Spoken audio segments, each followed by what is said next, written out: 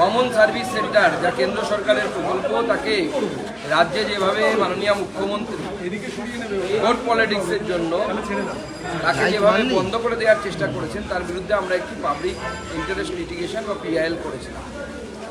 তার জন্য আজকে রাজ্য সরকার এর আগে যে এফিডেভিট দিয়েছে তার বিরুদ্ধে আমাদের যে বক্তব্য, সেই বক্তব্য আজকে আমরা মহামান্য কোর্টের সামনে, মহামান্য আদালতের সামনে তা জমা করি। রাজ্য সরকার হলফনামা দিয়েছে যে রাজ্য সরকার নাকি কেন্দ্র সরকারের প্রকল্প চালাতে বাধ্য। প্রথমত এই যে বক্তব্য বা হলফনামা রাজ্য সরকারের, এই হলফনামা ভারতবর্ষের সংবিধানের ফেডারেল স্ট্রাকচারের পরিপন্থী। ফেডারেল স্ট্রাকচারের অনুসারে কেন্দ্র সরকারের কোনো প্রকল্প রাজ্য সরকার চালাবে, এটাই ফেডারেল স্ট্রাকচারের জন্য অভিপ্রেত। কিন্তু অদ্ভুতভাবে রাজ্য সরকার বলে দিয়েছে যে না, কেন্দ্র সরকারের কোনো প্রকল্প চালাতে নাকি তারা বাধ্য নয়। দ্বিতীয়, কেন্দ্র সরকারের এই যে সিএসসি, এর বিরুদ্ধে রাজ্য সরকার তার হলফনামায় বলেছেন যে সিএসসিতে নাকি টাকা দিতে হয় লোক। দেখুন, কেন্দ্র সরকারের চিন্তাভাবনা রাজ্য সরকারের চিন্তাভাবনার থেকে অনেক বেশি এগিয়ে। কেন্দ্র সরকার এই সিএসসির মাধ্যমে গ্রামের বেকার যুবক যুবতীদের কর্মসংস্থানের ব্যবস্থা করতে চায়, তাদের আত্মনির্ভর করতে চায়। সেই জন্য বেশ কিছু প্রকল্প আছে তাতে টাকা দিতে হয়, অনেক আছে সেখানে তাদেরকে টাকা দিতে হয় না সিএসসি। এবং কেন্দ্র সরকারের উদ্দেশ্য ছিল এর মাধ্যমে প্রায় পশ্চিমবঙ্গে 40,000-এরও বেশি সিএসসি, তার মাধ্যমে কম করে 2 জন তাদের কর্মসংস্থান হয়েছে। উল্টো দিকে রাজ্য সরকার যে বিএসকে চালায়, সেইখানে যারা কাজ করেন তাদেরকে 15,000 টাকা করে রাজ্য সরকার সাম্মানিক দেয়। প্রশ্ন হচ্ছে, এই যে সাম্মানিক দেওয়ার টাকা, এই টাকা কার টাকা? এ তো জনগণের ট্যাক্সের টাকা, ট্যাক্স পেয়ারদের টাকা, যারা ট্যাক্স দিচ্ছে তাদের টাকা।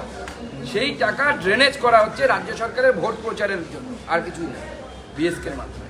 বরঞ্চ কেন্দ্র সরকারের যে এই সিএসসির মডেল, তা আত্মনির্ভর ভারতের মডেল, আত্মনির্ভর করে তোলার মডেলের জন্য অত্যন্ত উপযুক্ত মডেল বলে আমাদের মনে হয়।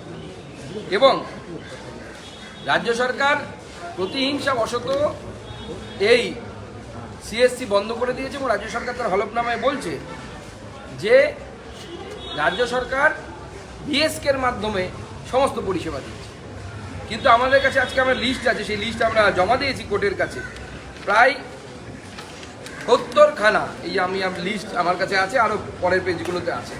এরকম প্রকল্পগুলো আছে যে প্রকল্পগুলো এক্সক্লুসিভলি সিএসসির মাধ্যমে কেন্দ্র সরকারের প্রকল্প, সেই প্রকল্প সিএসসি চালাতে পারে, রাজ্য সরকার চালাতে পারে না। তার ফলে এই সিএসসি বন্ধ করে দেওয়ার ফলে বর্তমানে পশ্চিমবঙ্গের মানুষ কেন্দ্র সরকারের এই 70-এরও বেশি 70 নাম্বার অফ প্রজেক্ট তার হাত থেকে, কিন্তু তার কাছ থেকে বাংলার মানুষ বঞ্চিত হচ্ছে। এবং এর জন্য দায়ী হচ্ছে সরকার। এবং শুধুমাত্র এটা করা হয়েছে 19 সালের নির্বাচনে মমতা বন্দ্যোপাধ্যায় যখন প্রথম সেটব্যাক পায় সরকার, যে বিজেপি 18খানা সিট জেতে লোকসভাতে, তারপর তিনি তার আমলাদের দ্বারা এবং তার যে বিভিন্ন এজেন্সি আছে, আপনারা নাম জানেন তাদের, পিকের এজেন্সি, আইপ্যাকের দ্বারা তাদের কাছে, মমতা বন্দ্যোপাধ্যায়ের কাছে রিপোর্ট দেওয়া হয় যে সিএসসি চললে পরে কেন্দ্র সরকারের প্রকল্প মানুষ জেনে যাচ্ছে যে এই টাকা কেন্দ্র সরকার দিচ্ছে, সেটা বন্ধ করতে হবে। এবং সেই রিপোর্টের উপর ভিত্তি করে মমতা বন্দ্যোপাধ্যায় শুধুমাত্র রাজনৈতিক প্রতিহিংসার জন্য বাংলার এতগুলো ছেলের পেটে লাথি মেরেছেন, সিএসসি বন্ধ করে দিয়েছেন। শুধু তাই নয়, বাংলার সাধারণ মানুষ কেন্দ্রীয় সরকারের প্রকল্পের, অনেক প্রকল্পের সহযোগিতা বা সুবিধা পাচ্ছেন।